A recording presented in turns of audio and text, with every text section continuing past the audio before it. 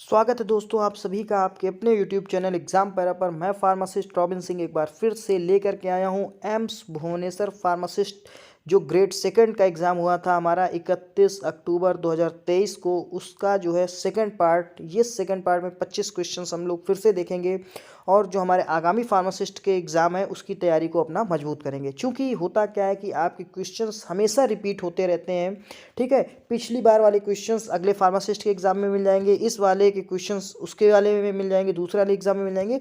तो कुल मिलाकर के आपको उन क्वेश्चंस पे ज़्यादा फोकस करना है, उन क्वेश्चन पेपर पे ज़्यादा फोकस करना है जो अभी रिसेंटली हो रहे हैं। क्योंकि वही जो क्वेश्चंस होते हैं वो घुमा फिरा करके आपके कॉपी होते रहते हैं, कॉपी पेस्ट ये इनका चलता रहता है खेल, ठीक है ना। तो शुरू करेंगे हम अपना आज का सेशन। देखिए हमारा पहला क्वेश्चन इसमें क्या कह रहा है primary function of the lymphatic system in the human body.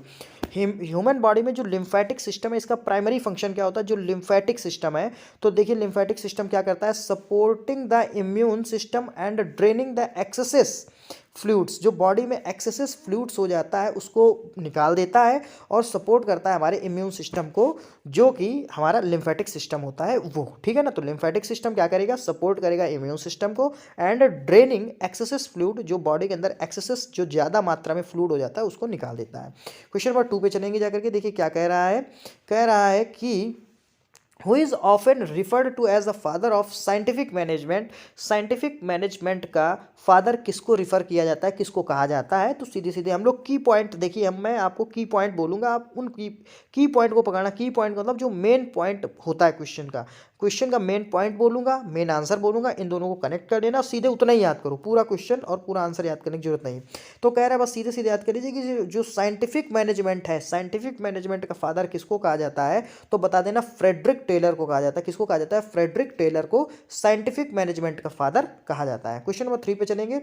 OTC means, देखिए बच्चा जानता है कि ओटीसी का मतलब होता है ओवर द काउंटर ड्रग, ठीक है। This type of drug does not need the prescription.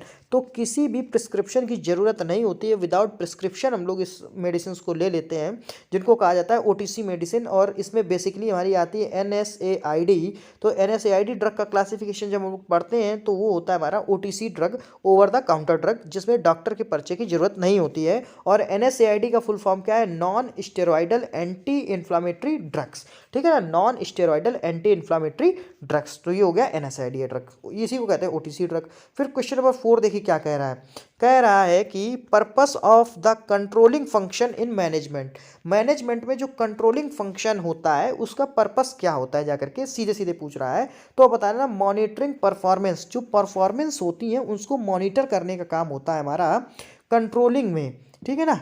तो मैनेजमेंट में जो कंट्रोलिंग फंक्शन होता है उसका काम क्या होता है, मॉनिटरिंग परफॉर्मेंस, जो भी परफॉर्मेंस होती है उनको मॉनिटर करना काम होता है। फिर क्वेश्चन नंबर 5 पे चलेंगे। देखिए क्या कह रहा है कि hormones is responsible for stimulating uterine contraction during child birth and milk ejection during breast feeding. कह रहा है कि कौन सा हार्मोन्स ऐसा होता है जाकर के जो स्टिमुलेट कर देता है यूट्रिन कॉन्ट्रैक्शन, यूट्रस के कॉन्ट्रैक्शन को स्टिमुलेट कर देता है जाकर के, ठीक, ड्यूरिंग चाइल्ड बर्थ, बच्चे के जन्म के समय यूट्रस जो होता है उसको कॉन्ट्रैक्ट करता है जाकर के हमारा कौन सा हार्मोन्स होता है, एंड मिल्क इजेक्शन, और मिल्क के सिक्रीशंस के लिए ड्यूरिंग ब्रेस्ट फीडिंग। तो जब बच्चे को मिल्क जो पिलाया जाता है माँ का, तो उस समय जो मिल्क का प्रोडक्शन होता है वो किस हार्मोन्स की वजह से होता है, तो आप बताएंगे ऑक्सीटोसिन हार्मोन। तो ये होता है जाकर के ऑक्सीटोसिन हार्मोन्स, ये चाइल्ड बर्थ को ईजी कर देता है, ठीक है ना, चाइल्ड बर्थ को ईजी कर देता है कॉन्ट्रैक्शन के पावर को बढ़ा करके, और साथ ही साथ मिल्क इजेक्शन में भी हेल्पफुल होता है। और इसको ऑक्सीटोसिन को हम लोग कहते हैं लव हार्मोन्स। ये जो है आप याद कर लीजिए, जीएस का जीके का क्वेश्चन है कि किस हार्मोन्स को हम लोग लव हार्मोन्स के नाम से जानते हैं, तो आप आंसर करेंगे ऑक्सीटोसिन। क्वेश्चन नंबर 6 पे चलेंगे जाकर के। देखिए काफ़ी अच्छा क्वेश्चन है। In clarification and filtration process the acronyms PP commonly represent. कह रहा है जब हम लोग क्लैरिफिकेशन एंड फिल्ट्रेशन के प्रोसेस पे चल रहे होते हैं, जब क्लैरिफिकेशन का मतलब किसी चीज़ की, क्लैरिफिकेशन का मतलब क्या, किसी भी चीज़ को क्लियर करना, मतलब उससे फॉरेन पार्टिकल ना हो, ठीक है, तो और फिर उसको फिल्टर कर लेते हैं जाकर के। तो जो फिल्टर करने लायक चीज़ होती है वो फिल्टर होकर के मार्क, जैसे कि मार्क होता है, ठीक है ना। तो ये जो चीज़ें होती हैं फॉरेन पार्टिकल्स को हम लोग अलग हटा लेते हैं, ठीक है। तो इसमें कह रहा है कि पीपी एक जो चीज़ होती है, पीपी एक शॉर्टकट इस्तेमाल किया जाता है, पीपी, तो इसका मतलब क्या होता है, पॉली प्रोपाइलिन, ठीक है ना। तो पॉलीप्रोपाइलिन एक तरीके से एक्सीपिएंट के रूप में काम करता है जाकर के कई जगह पे। तो पीपी का मतलब होता है पॉलीप्रोपाइलिन, किस कंडीशन पे, जब क्लैरिफिकेशन और फिल्ट्रेशन की बात आ जाए। तो यहाँ पे आप लोग क्या नोट करेंगे, अगर क्लैरिफिकेशन और फिल्ट्रेशन प्रोसेस की बात हो जाए और आपसे पूछ दिया जाए कि फुल फॉर्म बताओ पीपी का, क्लैरिफिकेशन और फिल्ट्रेशन में पीपी का मतलब क्या होता है, तो आप बताते हैं ना पॉलीप्रोपाइलिन मतलब होता है। क्वेश्चन नंबर 7 पे चलेंगे, देखिए क्या कह रहा है। क्वेश्चन नंबर 7 क्या कह रहा है, देखिए क्या कह रहा है क्वेश्चन नंबर 7। देखिए हाँ, कह रहा है system regulates body temperature, provides sensory information and plays a role in vitamin D synthesis. कह रहा है कौन सा सिस्टम ऐसा होता है जो रेगुलेट करता है बॉडी टेम्परेचर को। सिस्टम रेगुलेट बॉडी टेम्परेचर, ऐसा सिस्टम बॉडी का कौन सा सिस्टम जो बॉडी के टेम्परेचर को रेगुलेट करेगा। और क्या करेगा, provides sensory information, sensory information को प्रोवाइड करवाएगा जा करके। And plays a role in vitamin D synthesis, और विटामिन डी की सिंथेसिस में एक अहम भूमिका निभाता है, विटामिन डी के फॉर्मेशन में एक अहम भूमिका निभाता है। साथ ही साथ सेंसरी इन्फॉर्मेशन को प्रोवाइड कराता है, साथ ही साथ बॉडी के टेम्परेचर को रेगुलेट करता है। तो ये कौन सा सिस्टम होता है, तो आप बता देना इंटीगुमेंट्री सिस्टम। इंटीगुमेंट्री सिस्टम जो होता है ये क्या करता है जाकर के बॉडी के टेम्परेचर को रेगुलेट करेगा, सेंसरी इन्फॉर्मेशन प्रोवाइड करवाएगा और विटामिन डी की सिंथेसिस भी करता है, इंटीगुमेंट्री सिस्टम। फिर क्वेश्चन नंबर 8 देखिए क्या कह रहा है जाकर के, काफ़ी अच्छा क्वेश्चन है और काफ़ी इंपॉर्टेंट क्वेश्चन है, ठीक है ना। कह रहा financial statement represent a companies financial position of a specific point in time.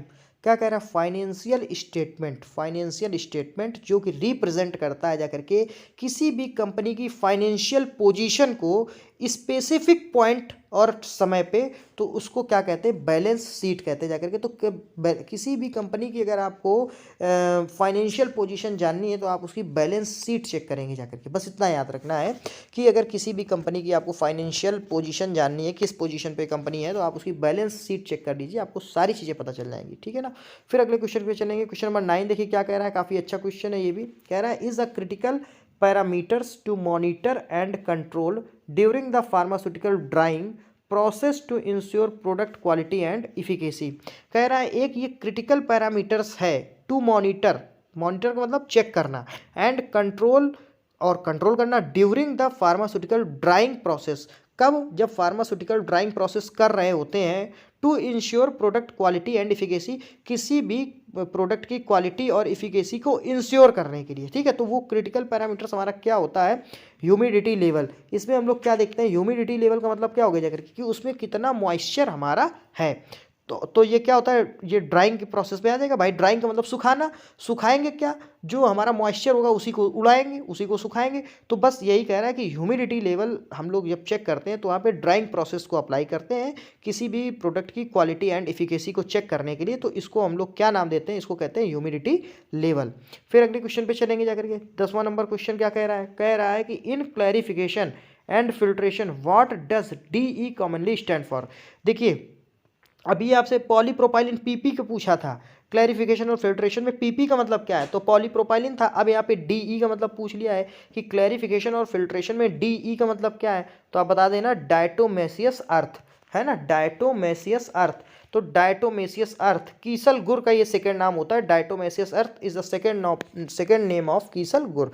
तो कीसल गुर का सेकंड नेम क्या हो गया, डायटोमेसियस अर्थ। तो डीई का मतलब क्या हो गया जाकर के, डायटोमेसियस अर्थ। किस कंडीशन में, क्लैरिफिकेशन और फिल्ट्रेशन के टाइम पे डीई का मतलब क्या हो गया, डायटोमेसियस अर्थ। फिर क्वेश्चन नंबर 11 पे चलेंगे। देखिए क्या कह रहा है, कह रहा है primary function of the federal reserve in the United state. कह रहा है प्राइमरी फंक्शन क्या होता है जाकर के फेडरल रिजर्व का यूनाइटेड स्टेट्स में, तो आप बता देना मॉनेटरी पॉलिसी। मॉनेटरी पॉलिसी के लिए जो है हम लोग प्राइमरी फंक्शन होता है फेडरल रिजर्व का यूनाइटेड स्टेट में मॉनेटरी पॉलिसी को लेकर के, ठीक है ना। धन से संबंधित जो वित्तीय जो पॉलिसी बनाई जाती हैं, जो नियम बनाए जाते हैं, उसके लिए जो बात हो रही है यूनाइटेड स्टेट में। फिर कह रहा है कि which historical civilisation is known for its significant contribution to the field of pharmacognosy. देखिए अच्छा क्वेश्चन है, कह रहा है विच हिस्टोरिकल सिविलाइजेशन। सिविलाइजेशन का मतलब हो गया सभ्यता, हिस्टोरिकल का मतलब हो गया जाकर के ऐतिहासिक, विच का मतलब किस या कौन। तो कौन सी ऐसी प्राचीन सभ्यता है जो कि जानी जाती है इसकी कंट्रीब्यूशन योगदान के लिए कहाँ, in the field of pharmacognosy, pharmacognosy की फील्ड में किस प्राचीन सभ्यता को हम लोग जानते हैं उसके विशेष योगदान के लिए, तो इन्होंने कह दिया एंशियंट इजिप्ट। यहाँ पे आंसर माना गया था एंशियंट इजिप्ट, इजिप्ट मिस्र की तरफ की बात हो रही कि जो प्राचीन मिस्र है उसका फार्माकोग्नोसी के क्षेत्र में विशेष योगदान है वो, ठीक है ना। तो ये बात हो गई। क्वेश्चन नंबर 30 क्या कह रहा है, 13 क्या कह रहा है, कह रहा है कि primary function of planning in management, management जब हम लोग करते हैं तो उसमें एक प्लानिंग का एक पार्ट होता है, मैनेजमेंट में एक प्लानिंग पार्ट होता है, ठीक है ना। तो प्लानिंग का मतलब क्या होता है जाकर के, तो आप बताएंगे setting goals and objectives. Planning का मतलब होता है गोल्स को सेट करना एंड ऑब्जेक्टिव्स, जो हमारे उद्देश्य हैं, जो हमारा टारगेट है उसको सेट करना, यानी setting goals and objective is the primary function of planning in management. तो मैनेजमेंट में जो हम लोगों का प्लानिंग होता है इसका प्राइमरी फंक्शन क्या होता है, सेटिंग गोल्स एंड ऑब्जेक्टिव, किसी भी कंपनी के गोल्स सेट करना और एम्प्लॉइज के जो ऑब्जेक्टिव हैं वो उनको बताना, ठीक है ना। फिर क्वेश्चन नंबर 14 पे चलेंगे। क्या कह रहा है कि role of desiccant in pharmacology process, pharmacology में डेसिकेंट का मतलब क्या होता है जाकर के, तो आप बताएंगे जाकर के to absorb moisture from the surrounding environment. Desiccant का मतलब क्या होता है जाकर के, जो कि एब्जॉर्ब करने, क्या मॉइस्चर एब्जॉर्ब करने बाहर के अपने वातावरण से, उनको कहते हैं डेसिकेंट। तो डेसिकेंट फार्माकोलॉजी में क्या रोल करते हैं जाकर के, to absorb moisture from the surrounding environment, अपने चारों तरफ के वातावरण से मॉइस्चर को एब्जॉर्ब कर लेते हैं। फिर क्वेश्चन नंबर 15 पे चलेंगे जाकर के, देखिए कितना अच्छा क्वेश्चन है। What does the acronyms HS stand for in the context of powdered medicine. देखिए कह रहा है पाउडर्ड मेडिसिन में, देखिए ये चीज़ मुझे नहीं समझ में आई। यहाँ पे कह दिया कि देखिए पाउडर्ड मेडिसिन की बात कर रहा है और कह रहा है पाउडर्ड मेडिसिन में HS का मतलब क्या होता है जाकर के, HS का मतलब वैसे होता है होरासोमनी। होरासोमनी का मतलब हो गया जाकर के एट बेड टाइम, क्या होता है जाकर के एट बेड टाइम, ठीक है। वैसे अगर देखा जाए जो टर्मिनोलॉजी होती है उसमें HS का मतलब होता है एट बेड टाइम होरासोमनी, ठीक है ना। तो मतलब लास्ट में सोते समय ये मेडिसिन आपको लेनी है, ठीक है ना। अब यहाँ पे क्या कह दिया कि what does the acronyms HS stand for in the context of powdered medicine. Powdered medicine में HS का मतलब क्या हो गया जाकर के, हावर ऑफ स्लीप। तो ये कुछ मुझे समझ में नहीं आया है, इसको आप लोग थोड़ा सा अपने हिसाब से समझना, ठीक है। तो दोस्तों अगर आपको ये क्वेश्चन अच्छे लग रहे हो तो प्लीज़ हमारे चैनल एग्जाम पैरा को सब्सक्राइब करें, वीडियो को लाइक करें और अपने दोस्त तक जरूर शेयर करें। फिर पढ़ेंगे क्वेश्चन नंबर 16 की तरफ। देखिए क्या कह रहा है, कह रहा meaning of PhD in pharmacology. अब फार्माकोलॉजी की बात हो रही और कह रहा PhD का मतलब क्या होता है जाकर के, तो यहाँ बताया रहा पार्टिकल साइज डिस्ट्रीब्यूशन, P से पार्टिकल, S से साइज, D से distribution. Particle size distribution full form होता है PhD का, PhD का फुल फॉर्म हो गया पार्टिकल साइज डिस्ट्रीब्यूशन। फिर क्वेश्चन नंबर 17 पे चलेंगे। देखिए हमारा क्या कह रहा है क्वेश्चन नंबर 17। क्वेश्चन नंबर 17 कह रहा है कि विच STD can be transmitted through unprotected oral vaginal and anal sex and is caused by the HSV, ठीक है ना, हर्पीस सिम्प्लेक्स वायरस। तो कह रहा कौन सा STD का मतलब सेक्सुअल ट्रांसमिटेड डिसीज कौन सी होती है जो कि अनप्रोटेक्टेड ओरल वेजाइनल या एनल सेक्स से हो सकती है जाकर के, और HSV से होगी जाकर के, हर्प्स सिम्प्लेक्स वायरस से होगी जाकर के। तो ये होता है करके, देखिए हर्प्स, ठीक है, हर्प्स ग्रुप का ही ये बीमारी होती है, STD होती है, हर्प्स बीमारी का ही नाम है, ठीक है। HSV का हो गया जाकर के हर्प्स सिम्प्लेक्स वायरस, तो हर्प्स ही हो जाता है जाकर के। फिर अगले क्वेश्चन की तरफ बढ़ेंगे जाकर के। क्वेश्चन नंबर 18 क्या कह रहा है जाकर के, कह रहा है term for powder that are intended to be inhaled into the lungs for respiratory condition. कह रहा है वो पाउडर, उस पाउडर को हम लोग क्या नाम देते हैं जो कि इंटेंडेड, जो कि बनाया जाता है, जिसका उद्देश्य होता है इनहेल करना। इनहेल का मतलब आपने जो है इनहेल कर लिया, श्वसन नली से इनहेल कर लिया, and into the lungs, lungs में आपने इनहेल किया फॉर रिस्पायरेटरी कंडीशन। जब भी आपको रिस्पिरेशन से संबंधित दिक्कत होती है, जैसे कि आपका फेफड़े जाम हो गए जाकर के, तो आपने नाक से सूंघ ली कोई मेडिसिन, तो उसको कहते हैं इनहेल करना, ठीक है ना। तो उसको क्या नाम हम लोग देते हैं, उस पाउडर को क्या कहते हैं जाकर, इंसफ्लेशन कहते हैं। इंसफ्लेशन कहते हैं जाकर के ऐसे पाउडर जो नेजल कैविटी से दिए जाते हैं, इंसफ्लेशन कहते हैं। और जिस इंस्ट्रूमेंट से दिए जाते हैं उसको कहते हैं इंसफ्लेटर। क्या कहते हैं जाकर के, इंसफ्लेटर। इंसफ्लेटर से जो है इसमें हम लोग लोड करते हैं पाउडर को और सीधे जो है नेजल कैविटी में इनहेल कर लेते हैं, तो इसको कह देते हैं जाकर के इंसफलेशन। तो ऐसे पाउडर जिनको हमने इंसफलेटर नामक इंस्ट्रूमेंट में लिया, भरा और नाक में प्रेस कर दिया, और वो क्या होता है जाकर के जो हमारे रिस्पायरेटरी कंडीशन होती हैं जाकर के लंग्स में रिलेटेड, वो वहाँ जा कर के उसको जो है आपको सॉल्व करते हैं, रिजॉल्व करती हैं आपकी समस्याएं। ठीक है, तो ऐसे पाउडर्स को कहा जाता है इंसफलेटर। ठीक है ना, इंसफलेशंस, और इन इंसफलेशंस पाउडर को इंसफलेटर एक हमारा उपकरण होता है, उसके माध्यम से लेते हैं। फिर क्वेश्चन नंबर 19 पे चलेंगे। कह रहा है minerals is required for the formation of a strong teeth and bone and is often added to drinking water. कह रहा है मिनरल्स जो कि रिक्वायर्ड होता है जाकर के for the formation of a strong teeth, अच्छे दांतों की ग्रोथ के लिए, एंड बोन्स और हड्डियों की ग्रोथ के लिए, and is often added to drinking water, और हम लोग इसको जो है ऐड कर सकते हैं पीने वाले पानी में। तो ये होता है जाकर के फ्लोराइड। तो फ्लोराइड जो होता है जाकर के हमारा रिक्वायर्ड होता है जाकर के बोन्स के फॉर्मेशन के लिए और साथ ही साथ टीथ के फॉर्मेशन के लिए। ठीक है ना। फिर क्वेश्चन नंबर 20 पे चलेंगे जाकर के। कह रहा purpose of legal malpractice insurance. तो क्या होता है जाकर के पर्पस क्या होता है जाकर के लीगल माल प्रैक्टिस का, तो बताएंगे जाकर के इसका पर्पस होता है जाकर to protect attorneys from financial liabilities in case of negligence. तो purpose of legal malpractice insurance का मतलब क्या हो गया जाकर के to protect attorneys from financial liability in case of negligence. फिर अगले क्वेश्चन की तरफ बढ़ेंगे जाकर के। 21 नंबर ऑफ क्वेश्चन क्या कह रहा है जाकर के, काफ़ी अच्छा क्वेश्चन है। देखिए क्या कह रहा है primary purpose of credit score. Credit score का प्राइमरी फंक्शन पर्पस क्या होता है जाकर के, तो आप बताएंगे to evaluate a person credit worthiness. जब भी किसी को हमें क्रेडिट देना होता है तो हम उसका क्रेडिट स्कोर चेक करते हैं जाकर के, और इसका मतलब हो गया जाकर के कि उस पर्सन की क्या क्रेडिट वर्थीनेस है ना।